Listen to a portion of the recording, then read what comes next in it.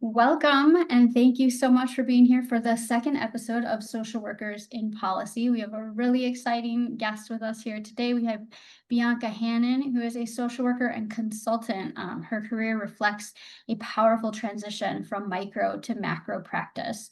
She has roots in direct service and HIV social work and has expanded her impact to focus on health equity, systems change, and health policy. So if you're a healthcare social worker right now, listen up, you're going to want to tune in for this. Bianca is passionate about supporting and advocating for marginalized populations through education, collaboration, and storyteller. She is a speaker and consultant and offers insight into navigating career transitions in social work while championing holistic approaches to care, equity, and policy change. So Bianca, thank you so much for being here today and Thank you for welcome. having me. I'd love to just get started by hearing a little bit about your background, how you got started in social work, and what you're Yeah, doing right now. What's your current role like? sure. So how I got started. So I was working at a psychiatric um residential, for youth. And all of the therapists there, they were licensed social workers. And back then I did want to be a therapist. And so I figured, take right the route that they took. So that's what I did. And as I went through my program, I did get exposed to a lot of different things and different possibilities, right? Because I was very one track minded, therapy for youth, that's me, that is my sweet spot. And so going from that mindset to now, right, my interest is in health policy, that's kind of a big jump. My first year, internship, that was at an HIV clinic. And I had absolutely no interest in it. After being at that clinic, I'm like, there's got to be more, that I can do. I don't want to, I personally didn't want my time spent helping one person when I know that I can help, a multitude of people. And that starts with the systems. And so that's kind of, how I kind of got a new mindset. And I definitely did take that and kind of ran with it. So now I am a social worker in a hospital, and I am piloting a linkage to care program for the hospitals, in the city. So I'm still, working in right HIV all these years later. And yeah, and now definitely wanting to do more work in health policy. So, Um, but was there like a defining moment or an experience that you had that made you want to pivot? I mean, you said you started out yeah, as a clinician and you knew that was what you were going to be doing, and then something made you want to pivot. Can you share a little bit yeah, about what that was? sure. So again, just working, at that clinic and just doing case management and just seeing the um HIV, homeless, substance use, right, Mhm. population. I'm like, this is not a personal issue. This is a systems issue. And I heard the bias and the judgment, and that really broke my heart because I'm like, these are people too. And I truly think that the system is broken, right? It is not for those who look like me, are not for those who are homeless, are not for those, who are going through, things that happen because of the broken system. So it's just that time in the clinic really opened up my eyes. Yeah. And that's when, I was forced to get out of my little bubble Mm. of life. And I saw this population and I'm like, something has to be done. That shift in mindset happened, but the shift in roles didn't happen until 2 years later. How did you actually make that transition? What were your first steps? So my first steps was looking for a job. And I knew I did not want to do micro work. I knew that in my head. But those were the jobs that were, coming. And I'm like, this is not what I want, you Mm. know. And so I joined a Facebook group, Macro Social Workers United. Mm. Um, and that group, they were posting jobs, and such. And I saw one job posting, but the posting was very vague, right? And so it kind of spanned across HIV, youth, and like housing. And I said, I can tap right into that realm. Yeah. Um, and so when I saw that, I did not right apply yet. Mm. I met with the person who had posted it first, right? And so we had a talk for about 30-ish, minutes. And it turns out the person who had posted it, that is who was in that role, you know, before me. Mm. And so that was a great talk. And she really, right, encouraged me to submit my, right, application. And then I got the job offer and I was extremely happy. Because that was my first macro role.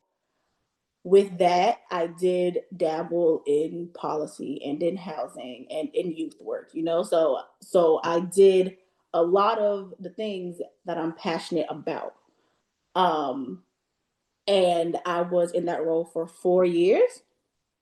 And of course, with the the federal changes happening, I was one of those people who got laid off. I will say that job gave me a lot of the foundation, right? So that was Mm. an entry level job. But in that job, I was planning conferences, I was meeting with like right, federal folks. So like from HRSA, HUD, right, CDC folks. I had also created, well, I led the right creation of a national HIV and social work training, for Black women who are living with right HIV, and the social workers working with those women. And so Mm. I did a lot of huge projects. And that's what gave me the foundation, and that role allowed me to get my new role now, piloting a program for linkage to care, in an urban, right, ER, creating that model for the other, right, hospitals to replicate. Now, right, I am looking for like fellowships and such that really focus on health policy. Because I feel like that is the next step in my journey. So What would you say, for folks now who, maybe are in a more clinical role, they're looking to go a little bit more macro or maybe even to the policy level, but they don't know where to get started. What have you learned about strategy and how to make that shift? What would you tell them right now? a lot of people hear policy and they think federal, right? That's not always the case, Mhm. right? It is okay to start locally, statewide, okay, citywide. And policy is just a huge term that just has so many right umbrellas. And so whatever you are doing now, leverage that. I was a case manager for for people living with right HIV, and that has led me to piloting programs, you know, creating trainings. Okay. So, also, I would say in your role now, look for those, macro, right, opportunities and put that on your resume. Mhm. Okay. Go to those local meetings, see what is the need, where you are. And then once you have that, you think, okay, so what can I do to help this need right here? Mhm. Okay. Because your work in policy doesn't have to be related to your like full time job per se, right? If you find something, part time on the side, do it. Mhm. Why not? I would just say, again, just leverage, right? Like, leverage your own knowledge because everybody has so much knowledge and so much right experience, right? You can leverage that into these think tanks and into these places where your voice is needed. Don't just think of policy as like the White House. There is way Mhm. more.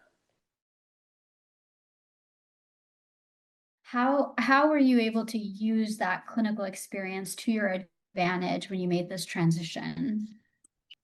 Micro and macro go hand in hand. You can't have macro without micro and micro without macro, right?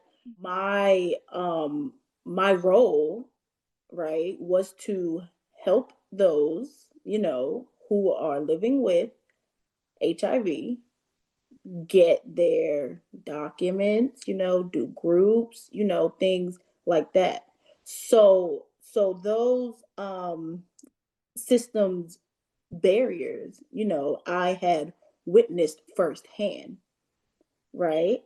And that is the leverage that I use, to say, hey, I know people who are going through this, Mhm. right? I have worked with folks who have done this, who need Yeah. this. And I was helping them by doing this. You are saying, like, hey, I know what it's like, right? Because I have witnessed this issue firsthand. And I solved it by doing this on Mhm. this level. So now, on a larger level, solving this issue would look like this, right? Mhm. And so it is really just, again, leveraging what you know and like who you have worked with, and you're basically solving a problem.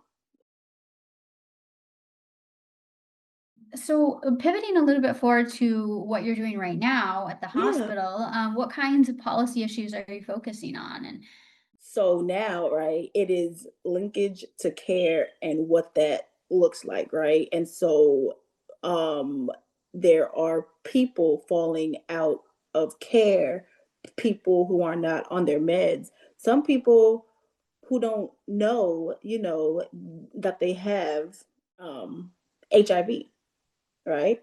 It's just providing that right education and just um talking to pharmacists and to other right hospitals and to making sure that this person is in care, and if there are any barriers, how do we solve that, right? And so folks, right, who may be in a more rural right area, is like, okay, how do we get them, their meds? This is a pilot program, and so that will be replicated.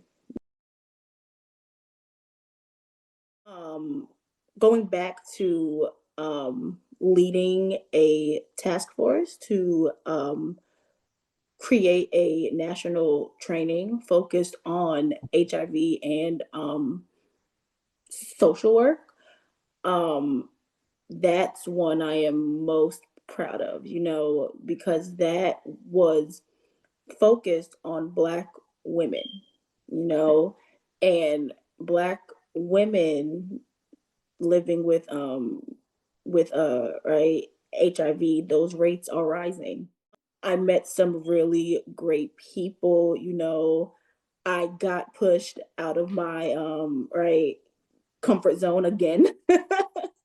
um I would say, right, if you're passionate about something, find a way to kind of, um what's the word? Integrate it, into your role now.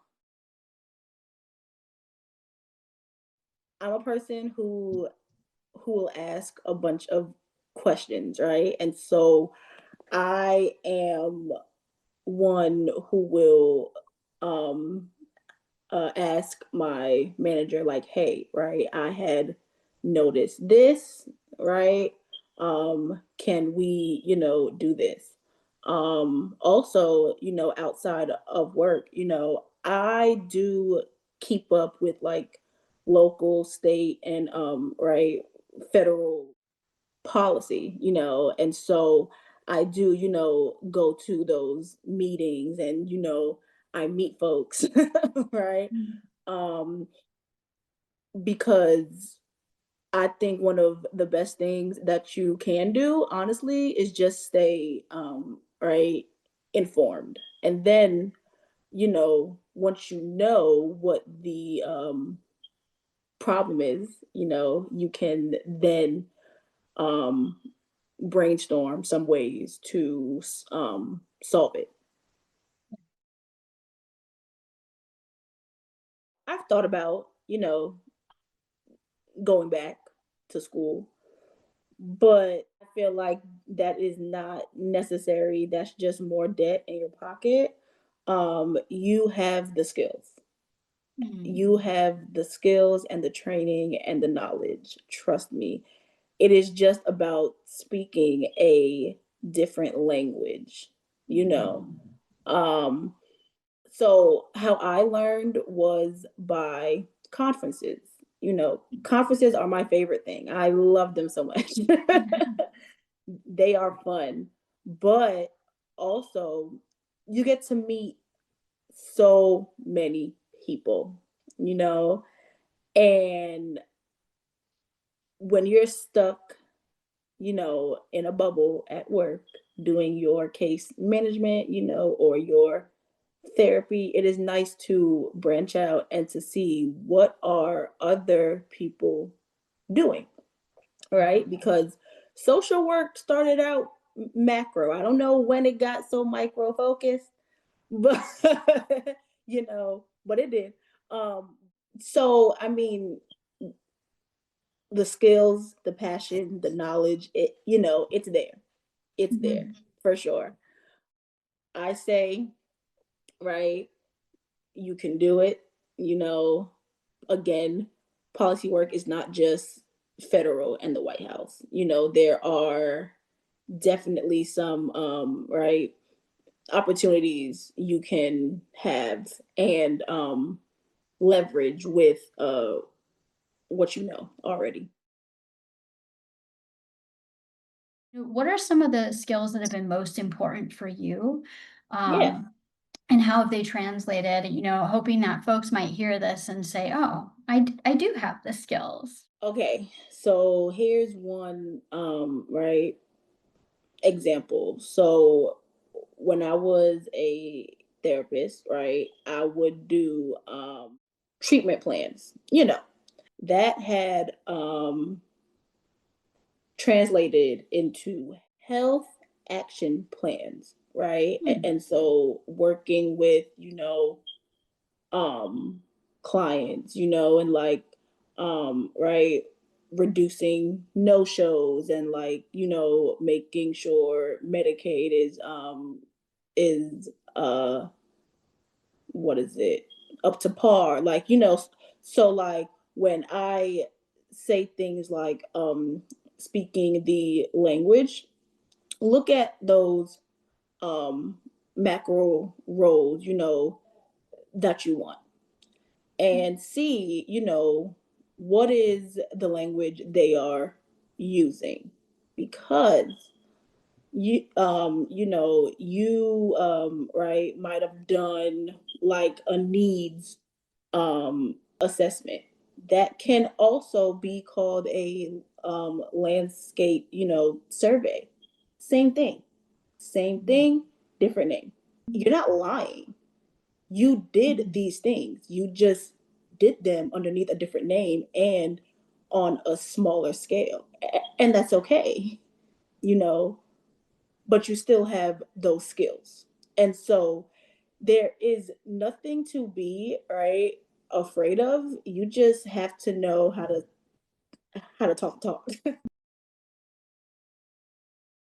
My first job title was program coordinator, and that later got um, changed to project manager.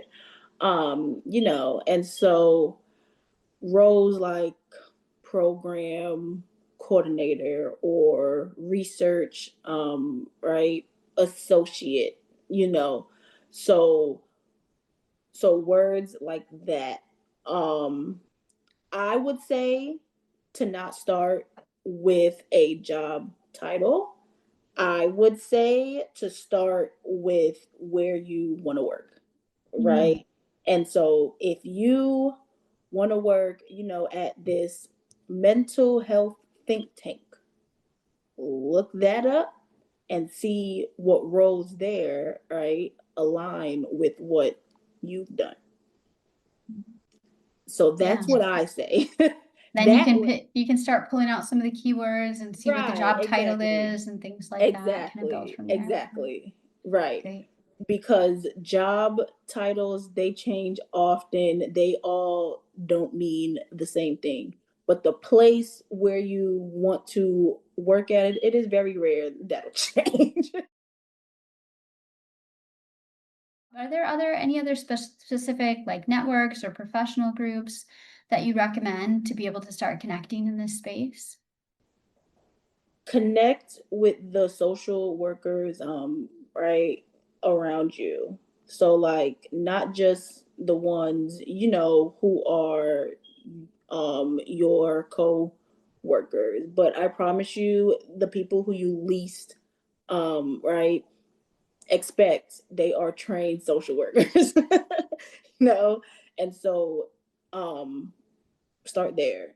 My biggest thing is to network at a conference, one that might be local, right, to you. It starts with your passion. Once you find what you want to do, where you want to work, look for folks there. LinkedIn is my favorite place. I find so many people there. Don't be afraid. Just don't be afraid to just say hi. You will get some folks who just aren't, super friendly, and that's okay. you know, but that does not mean to stop.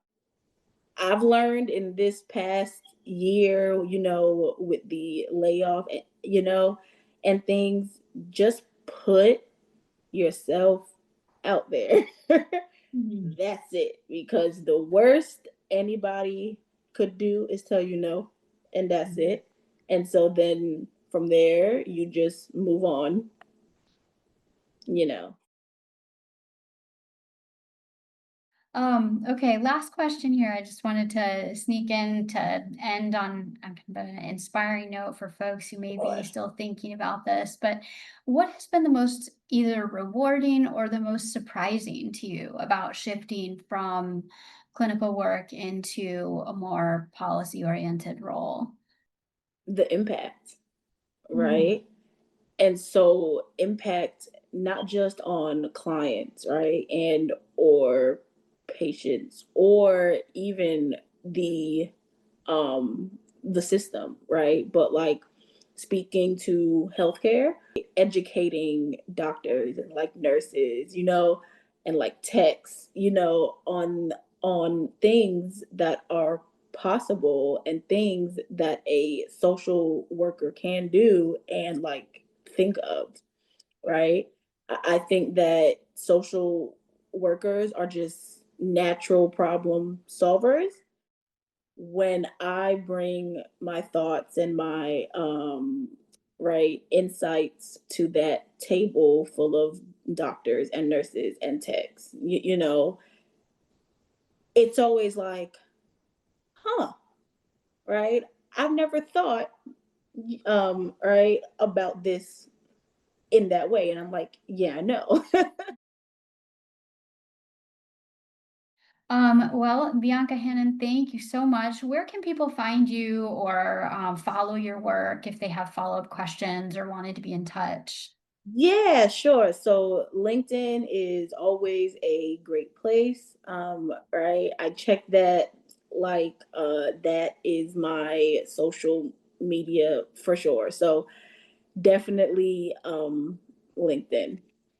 Okay, great. Well, we'll also link that LinkedIn profile down below so you can reach out if you want to connect with Bianca. But until then, thank you so much for being with us, and Thank we'll look you. forward to next time. Thank you, All right. Melissa. All right, well, that is it for today's episode. Please drop a note below to let us know what your biggest takeaway was from the discussion. And don't forget to check out the resources linked below.